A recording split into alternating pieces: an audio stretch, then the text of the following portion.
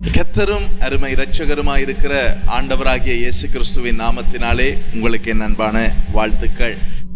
நாங்கள் தொடர்ச்சியாக வேதத்தை தியானித்துக் கொண்டு வருகிறோம்.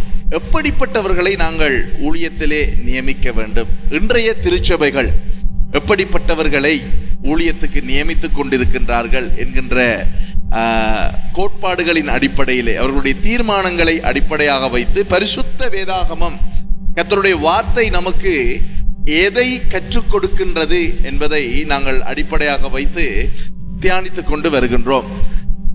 நம்முடைய கர்த்தர் அவர் நேற்றும் இன்றும் என்றும் மாறாதவராய் இருக்கிறார்.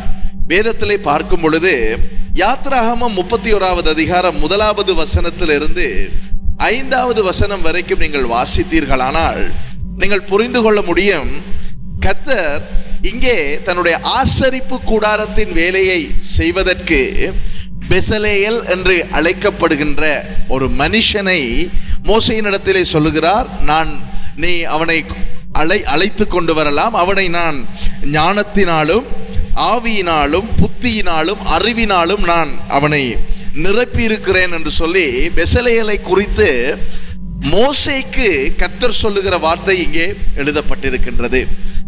ஆசரிப்பு கூடாரத்திலே செய்ய வேண்டிய வேலைகளை செய்வதற்கே பெசலேயலை தெரிந்து கொள்வதற்கு கர்த்தர் அங்கே மோசேக்கு ஆலோசனை வழங்குகிறதை இந்த அதிகாரத்தில், இந்த வசனத்திலே நாங்கள் வாசிக்க முடியும். ஆசரிப்பு கூடார வேலைக்கே பரிசுத்த ஆவியானவர், ஞானம், கர்த்தருடைய அறிவு தேவைப்படுகிறதை நாங்கள் வேதத்திலே வாசிக்கலாம்.